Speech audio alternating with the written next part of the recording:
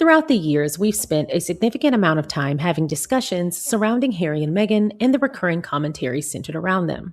For example, the consistent insults, the consistent criticisms, and the outright nonsense that's spewed about them on the daily, we have had no problem dismantling it, calling it out, and literally debunking all of it. One of the things that keeps coming up, though, is this indictment that they are in some way irrelevant.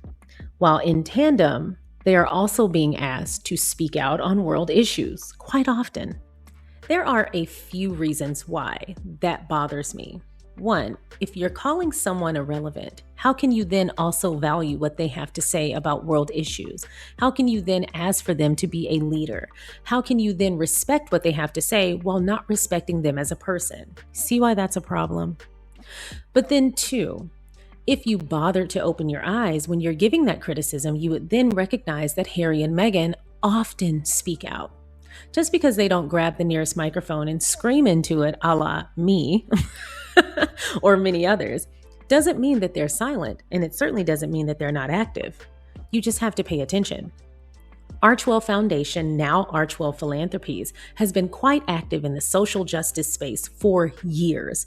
They have contributed financially. Harry and Meghan have partnered with many organizations. They have often had boots on the ground globally for many world issues, many government-related issues, online safety being the most recent that we updated, and we have plenty of updates about. You just have to pay attention. For the people that say, what do they do all day? Or the people that say they're public figures with no job. For the people that say, what do they contribute and why are they famous? Those are the very same people who then turn around and say, what do Harry and Meghan have to say about this? And why aren't they speaking out? They likely already have.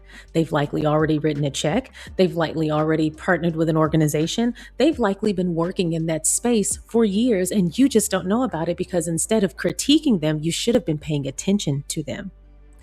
But above all else, what they do in the social justice space, what they do in the philanthropy space, what they do in the charitable space is completely up to them. Need I remind these people that Harry and Meghan are not elected officials? And while they do plenty of work, and while they have contributed much of their time, a lot of their resources, and so much of their effort to the many issues plaguing the world right now, they don't have to. It is firmly by choice. It is 100% heart-led and under zero obligation. They choose to do the work they do. And while it is wonderful to see public figures step into the limelight and do something real with it and actually show that they care, it's imperative that we remember just because they're doing it doesn't mean it's their responsibility. Quite the contrary. I feel like by seeing the work that they do, by watching how they move, by being inspired by it, we should then turn that energy and that motivation to our elected officials and say, hey, if they, then why not you? See where I'm going with this? So instead of getting on your platform, typing out whatever nonsense you're about to type out and publish to whatever ridiculous publication you're publishing to before you get on your YouTube or your Thread or your Twitter or wherever you are spouting this nonsense, before you go out there and say, Harry and Meghan need to do more for the world, I want you to reach out to your local and state elected officials and actually work towards making change happen by the people who are in position to do so, by the people who are responsible to do so. There is absolutely nothing wrong with being motivated for change and wanting to see results. Trust me, I'm right there with you. But when you misdirect that responsibility and you redirect your anger at people who are not only not responsible for your frustration, but also not in positions of power to change it, you are wasting time and creating an entirely different problem. You are also bullying people who are doing something constructive. There are so many things wrong with people going out and demanding more from private citizens. Harry and Meghan are under no obligation to take care of anyone outside of themselves and their family unit, yet they still choose to do plenty. And instead of congratulating them and applauding them and being inspired by them and elevating them so that more public figures can want to do more and more elected officials can say, hey, we can't be getting beat out by people with private resources when we have access to actual funding and we have access to programs that should be helping our citizens and we're supposed to be doing something. Instead of people being inspired by them, they're condemning them and redirecting the responsibility. You are being played for fools.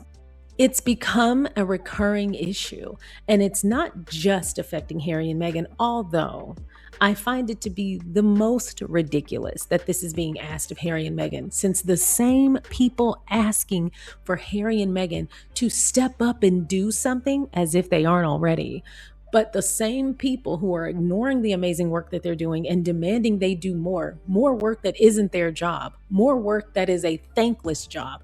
Those same people are then also criticizing them for what they're wearing, making up lies about them, creating fake drama between them and their peers, or at least trying to. Those same people are saying they're irrelevant. Those same people are calling them names, like calling them grifters and saying they're rich and lazy and not really doing anything, while also saying all the real work that they're doing is performative.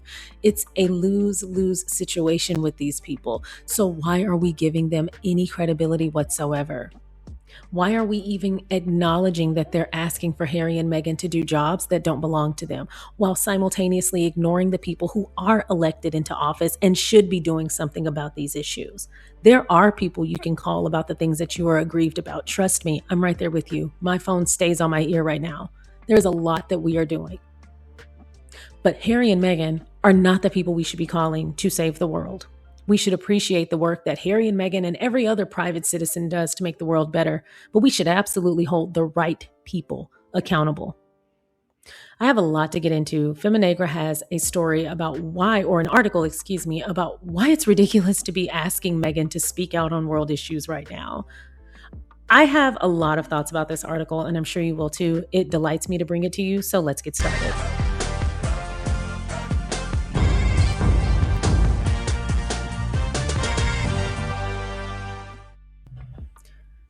For starters, this article is in Feminegra and it's titled, Why is Meghan Sussex Always Expected to Speak While Other Royals Stay Silent? Now, before we get into this article and my commentary afterwards, if you haven't already, please don't forget to go ahead and like this video, subscribe to the channel, and feel free to share so that more people can find us. For years, a familiar demand has followed Meghan Sussex wherever she goes. When a crisis erupts, when politics turn violent, when the moral temperature rises, the question reappears, why hasn't Meghan spoken? It echoes Dave Chappelle's famous joke about the sudden need to hear Ja Rule's thoughts after 9/11.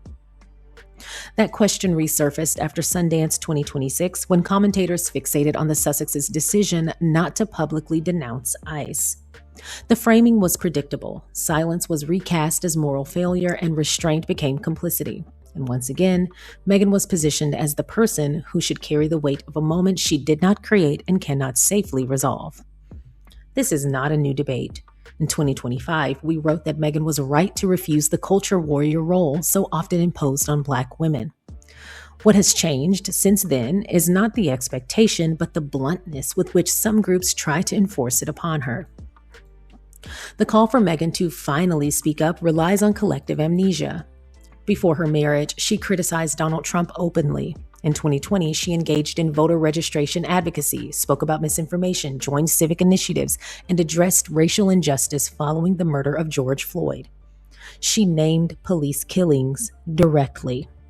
She said Black Lives Matter in a country where other taxpayer-funded royals would not. Each time, the response escalated. Her words were framed as dangerous, illegitimate, and politically improper. Media figures demanded she lose her titles. A sitting U.S. president publicly targeted her while pointedly wishing luck to Prince Harry as if her presence itself were a liability. That backlash is essential to understanding why Meghan chooses her battles, particularly after years of public hostility. It is the context commentators now pretend does not exist. Activist language is often stripped of context and repurposed as discipline. Quotes about silence and neutrality circulate online as if they apply evenly to everyone. They do not. Black women in America have long been expected to speak first, endure longest, and sacrificed most. When they step back, their restraint is framed as abandonment rather than survival. This pattern is not theoretical, it is documented across civil rights history, feminist scholarship, and contemporary political life. The irony is difficult to ignore. Martin Luther King Jr. acknowledged he was tired of having to fight and was nevertheless killed for his work. His words are now invoked to criticize Black women who choose safety over perpetual exposure to harm. White commentators can demand statements without consequence. Meghan Sussex cannot. She lives with documented threats, revoked security, immigration scrutiny tied to her husband, and the responsibility of protecting 2 young children. Asking her to wear a pin or issue a statement is not a symbolic gesture, as it was when some celebrities posted a black square during the height of the Black Lives Matter protests. It is a demand that she absorb real risk on behalf of others. Moral urgency is often aestheticized by those who will never bear its consequences. Black women understood those stakes long before the rest of the country caught up. In 2024, more than 92% of Black American women voted for Kamala Harris, fully aware of what was at risk. They voted for a candidate they believed would not unleash the horrors now unfolding. Many white voters and other minority groups made a different choice, backing Donald Trump and the policies that followed. Black women watched, warned, and voted anyway, only to be told that an educated Black woman with no criminal record was still not good enough to lead the most powerful nation in the world. It's also worth noting here, she was the sitting vice president at the time. The consequences were swift. Since then, more than 300,000 Black women have lost jobs. Racial hostility has intensified. And now, some of the very people who enabled this outcome are demanding that Black women protest alongside them, as if responsibility can be redistributed after the damage is done. There is nothing noble about asking those who warned you to clean up the mess you ignored. It is not fun being Cassandra, surrounded by people who dismiss the prophecy only to insist she fix the aftermath. As Harriet Tubman once observed, she could not save everyone because some were not ready to leave the plantation. There is another expectation embedded in this discourse, that Black people must pause their lives during tragedy. Posting joy, hobbies, or ordinary routines is treated as disrespectful. Silence is scrutinized. Normalcy is policed. But for Black communities, there is always another tragedy. Michael Brown, Sandra Bland, George Floyd, Grenfell. State violence is not episodic. It is structural. Expecting Black people to live in permanent mourning while others resume normal life is not solidarity. It is an extraction. For Black immigrants, this truth is unavoidable.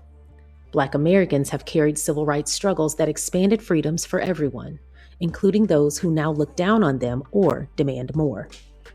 Civil rights protections and diversity initiatives were built on Black sacrifice, yet their greatest beneficiaries have often been white women and other groups who now feel entitled to Black labor without reciprocity. What makes this moment especially revealing is how narrow the outrage remains. The same small group of royal commentators repeatedly directs its demands downward. They do not pressure the taxpayer-funded royals to speak out. They do not ask why senior royals remain silent. A recent example is Prince Harry being the only royal to speak out against Donald Trump's disgusting remarks about British troops. Neither King Charles III nor Prince William said anything to challenge Trump or publicly support the troops. They certainly do not ask why Kate Middleton, who was publicly warm and visibly comfortable around Donald Trump, has never been pressed to speak out, despite Trump's long record of attacking and demonizing Meghan Sussex.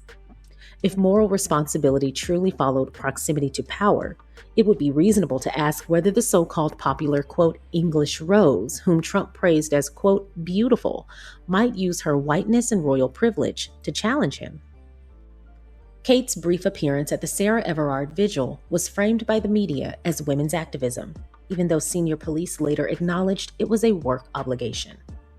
In the aftermath, police confusion and media reporting went so far as to incorrectly accuse Meghan Sussex of breaking the law at the vigil, an error that effectively shielded Kate from scrutiny.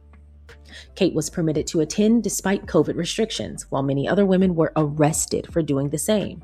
Yet she did not speak out in support of those detained for protesting against women's violence at the hand of police. Her diary remains one of the lightest among taxpayer-funded royals. If silence is suddenly a moral emergency, history suggests she will not be the one expected to resolve it. Meghan Sussex is not a shield, and she is not a sacrificial symbol for other people's politics. She has spoken out when it mattered, and she has paid the price for it. Her choice to exercise restraint now is not abandonment. It is accountability to herself, her family, and the very real risks that come with being a mixed-race Black woman who has already been publicly targeted by the very administration so many want her to speak out against. The real question, then, is not why Meghan has not spoken. It is why so many refuse to accept that Black women are allowed to stop performing salvation on demand. Silence chosen for safety is not betrayal. It is self-preservation in a culture that still expects Black women to give until there is nothing left. There is also a lingering resentment at play, the belief that because Meghan and Prince Harry stood up to the royal family and survived, they should now stand in for every social ill, regardless of the cost.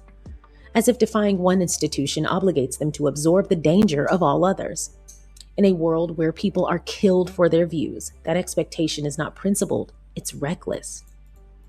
What critics consistently ignore is that Harry and Meghan have already shown that actions matter more than optics.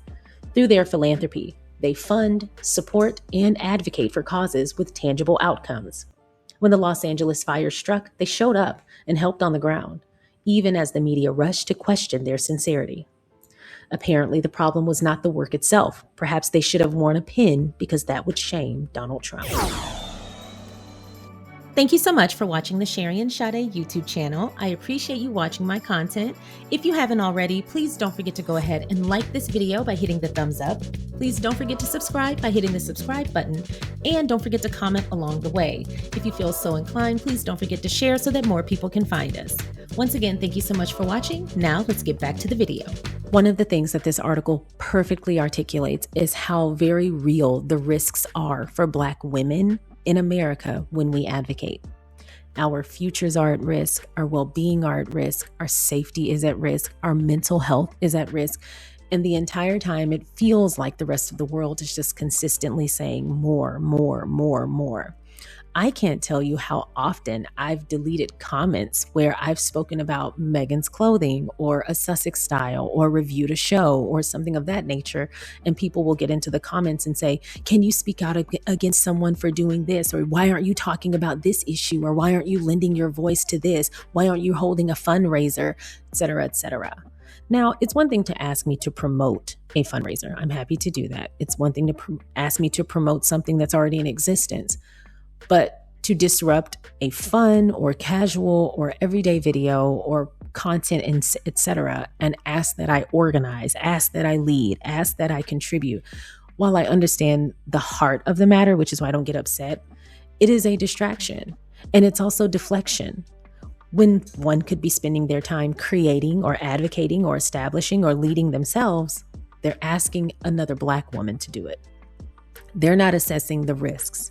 They're not assessing the impact. They're not assessing the exposure and what that does, especially to those of us who have somewhat of a platform and we're hyper exposed to trolls and people pulling up our addresses and people sending us threats and people making threats online and people trying to get our channels taken down or worse, impact our safety. There are a lot of risks to organization. There are a lot of risks to speaking out. And I'm speaking of people who are small creators and the heavy demand that is often placed on Black creators. I saw someone on TikTok post that it was very frustrating for him to see how so many people, especially other minority groups, not everybody within those groups, but especially other minority groups, getting upset with Black people when we post anything on TikTok or YouTube or any other social media platform that simply shows joy or comedy or content, etc., that isn't advocacy, especially at a time like this. And that seems to be the key phrase that they keep using. How can you review a movie at a time like this? How can you talk about Harry and Meghan at a time like this? How can you talk about Sussex style at a time like this? Why aren't you making videos about ICE? Why aren't you making videos about Donald Trump? Why aren't you making videos about all of the things happening in the world? But then when I go to other creators' pages who are not Black, and I see their comedy skits and their sketches, and I see them reviewing movies, and I see them talking about their multitude of topics that they have the option to talk about, and I look at their comment section, I see none of that. The duty to manage, the duty to lead, the duty to organize, the duty to absorb the risk is often placed on those of us who have to pay the highest price. And it is extremely frustrating. Now, this article is about Meghan specifically, but this is actually happening to a lot of Black people, not just Black people in public spaces, not just Black content creators, not just Black celebrities, but Black people in general. I can recall times when I worked in corporate and I would be asked to back people up as they advocated for things. But I wasn't even regarded for things such as, hey, we're all buying lunch. What would you like us to get you? It would be, hey, we're all going to buy lunch from this place. Do you want something from there? So I wasn't in the initial planning stages of things that are fun, like events or after hours activities or in-office activities or even lunch spots.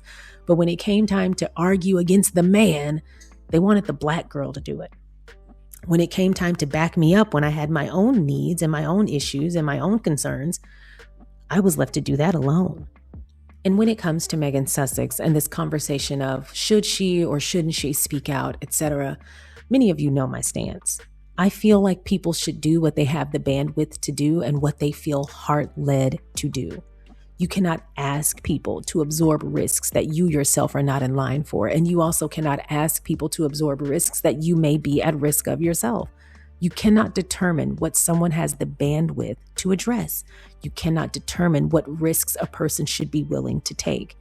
You can only determine that for yourself. You can only lead by example. You can only organize if you feel compelled to. You can only involve yourself if you feel compelled to. But guilting other people into trading in their normalcy, their joy, the bare minimum joyful experiences that they already get, you cannot ask them to trade that in because all of a sudden now you feel compelled to speak up, or now these issues are impacting you, or you feel differently. It's also quite interesting and disappointing to see how the call for Meghan to speak out at this juncture is to completely ignore all of the advocacy that she has committed to and that she has expressed up until this point. She has spoken out about Donald Trump. She was one of the earliest to speak out about him and speak about the risks of having a person in leadership with his ideology. And people said she was exaggerating. People mocked her, as well as many others. People belittled our opinions. People said that we were exaggerating. What can be a bit frustrating is while I respect the urgency of this moment, I respect the weight of this moment, and I absolutely respect the movements that are happening right now, ICE should be disbanded. All of those people should be prosecuted.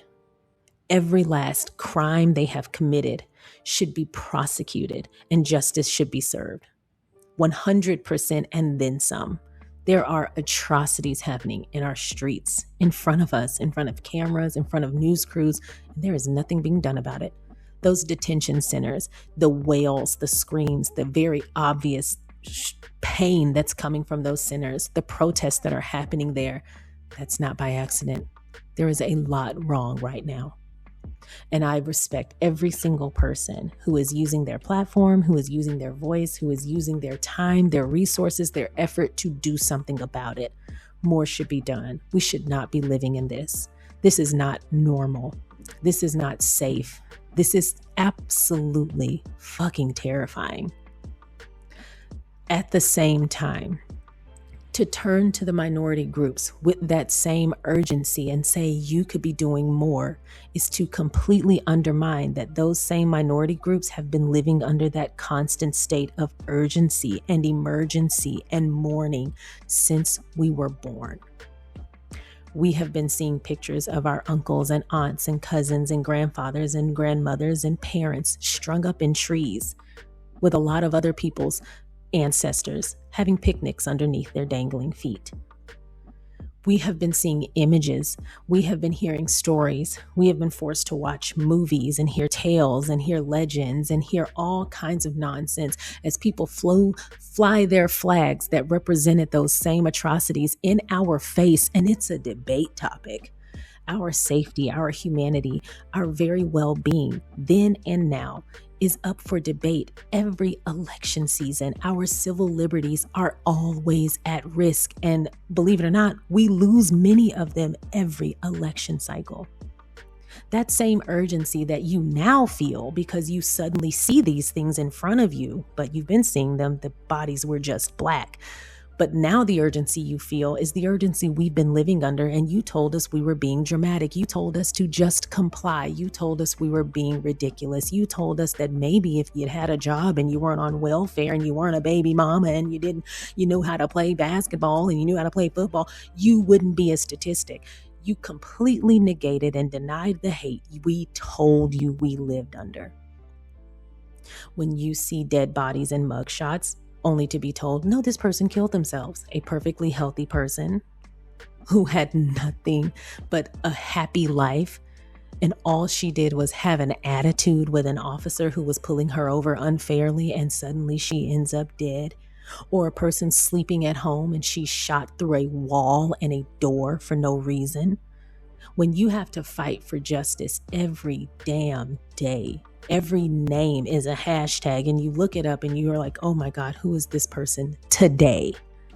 When someone is shot down in the street for no reason, only for people to say, well, I think he stole from a store, although we still have due process. So even if he did take cigarettes or cigars from a store, he deserved to be gunned down. When our 12-year-old boys can't play at the park with freaking water guns without being shot by police, and you expect us to suddenly have urgency? No, we have been having urgency. We've had urgency for quite some time, and y'all told us we were being dramatic. You told us where we weren't doing enough, or we were doing too much. You told us that we were too worried about the man instead of worrying about our own personal responsibility, and you told us to pull ourselves up by our bootstraps. And now you are seeing exactly what we've been facing since my whole lifetime, my grandparents' lifetime, my great-grandparents' lifetime, my great-great-grandparents were actually slaves. So yes, we have been experiencing this same urgency, this same mourning, this same destruction, this same pain forever. It is in our DNA. So yes, we see it, we feel it, we empathize, and most of us are also advocating. But we also have learned that we have to continue to live our lives, because our life is advocacy. Our joy is advocacy. The willingness to be happy, that is a resistance. And we've been doing that, and oftentimes with no support. So I urge those who are looking at minorities to do more, whether that's a public figure or a celebrity or your neighbor or your friend or your colleague. Why aren't you saying enough? Why aren't you wearing a pin? Why aren't you blah, blah, blah? Ask yourself what you're doing and what you're being responsible for. And are you supporting that person? I guarantee you, they feel it. We've become quite accustomed to seeing ourselves as conversation fodder and our humanity debated. Oh, did he deserve to die? Because I think he might have stolen something from the store. I remember one of the earliest instances of being shocked that someone was being so horribly treated after their death was when a young girl was murdered in California because she stole a juice, and she hadn't even gotten out of the store yet. She was shot in the head for stealing, quote unquote, an orange juice. But can you really steal something that you haven't even left with yet? That was debated. Her humanity and her right to life was debated over orange juice. There are so many stories like that, and we hear them, we live them. Many of those people are cousins, our friends. If you ask any Black person, I'm sure they know someone who was unfairly arrested or somehow came up missing, or something happened to them while incarcerated, or a traffic stop that should have been just for a tail light or an expired license turned into a murder. We have to face it every single day. And even when we face the worst of it, it's debated. Did we somehow deserve it? But when the bodies are black and in the street, then it's a conversation. But when the bodies are not black, then they ask us to advocate. But do y'all have everyone else's back when they advocate, when we advocate? But to ask minorities who are often in this very same moment with this very same sense of urgency and this very same system of mourning and having to still get up and get ready for work, having to still go out and live life, having to still show up for somebody's birthday or throw something for your own child or go to a PTA meeting. We still have to live. To put the weight of the world on our backs when we already have the weight of the world on our own is unfair, to say the least. And a celebrity and a public figure are not exempt from that. Is it wonderful that so many people wore ice out pins at Sundance? Hell yeah, it is. Was it also wonderful when Meghan mentioned Me Too at the Heads Together launch? She wasn't even all the way in the royal family and she started early. She was scrutinized for it, and I don't see any of those same celebrities you're asking her to advocate for stand up and advocate for her. She has a right to a life. We all do. And if you're worried about what someone else is doing, and if they're not doing enough, then that tells me you're not doing enough in your own world. Focus on you. Now, that is all I have today. Today was supposed to be a live stream, but again, we are snowed in here, and I want to be mindful that during the live streams, I'm not subjecting you to too much loudness in the background. So I moved the live stream to Friday when we would definitely have the space. We're going to have a good time. I wanted to talk about this during the live stream, but I feel like this is such a serious topic. It deserved its own video. Again, I'm really proud of those who are advocating, and I 100% stand with them. I'm one of them. I also understand the people who said, I don't want to advocate in this way, or I'm doing it in my way, or I need a moment. Not right now. I respect people's individual right to choose, and I encourage you to do the same. What's going on right now is horrible, and we will get nowhere if we're infighting. Focus your energy on the right enemy and have support for your fellow man.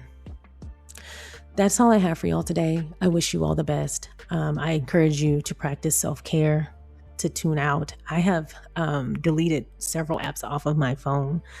It's just a lot.